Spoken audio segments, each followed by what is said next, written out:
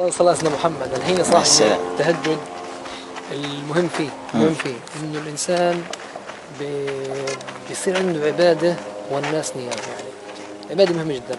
أول خطاب النبي صلى الله عليه وسلم وصل المدينة إيش قال؟ أول ما وصل المدينة أول خطاب تقدر تقول يعني طرحوا عن الدولة يا أيها الناس أفشوا السلام وصلوا بالليل والناس نيام. مش هيك الجيل الأول تربى وقت إيش؟ الليل. تربى في الليل. محراب. وجيل التأسيس هو فعليا. وأهم عائد للتهجد إنه أنت بتصير عندك افتقار لله عز وجل، عندك حاجة لربنا. زي ما بقول تحقق بأوصافك يمدك بأوصافه. أيوة. فتحقق من فقرك يمدك بغناه، وتحقق من ذلتك يمدك بعزه.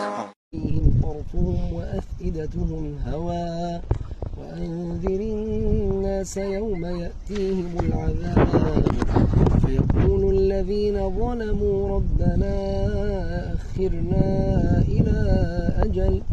إلى أجل قريب نجب دعوتك ونتبع الرسل أولم تكونوا أقسمتم من قبل ما لكم من زوال وسكنتم في مساكن الذين ظلموا أنفسهم وتبين لكم كيف فعلنا وضربنا لكم الأمثال قد مكروا مكرهم وعند الله مكرهم وإن كان مكرهم لتزول منه الجبال فلا تحسبن الله مخلف وعده رسله إن الله عزيز ذو انتقام يوم تبدل الأرض غير الأرض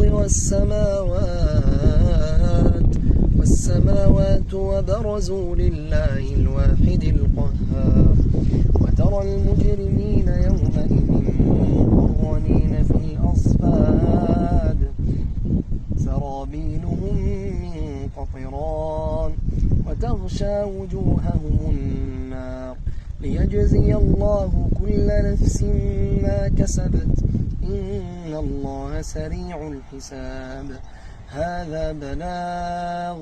هذا بلاغ للناس ولينذروا به وليعلموا أنما هو إله واحد وليذكر أولو الألباب.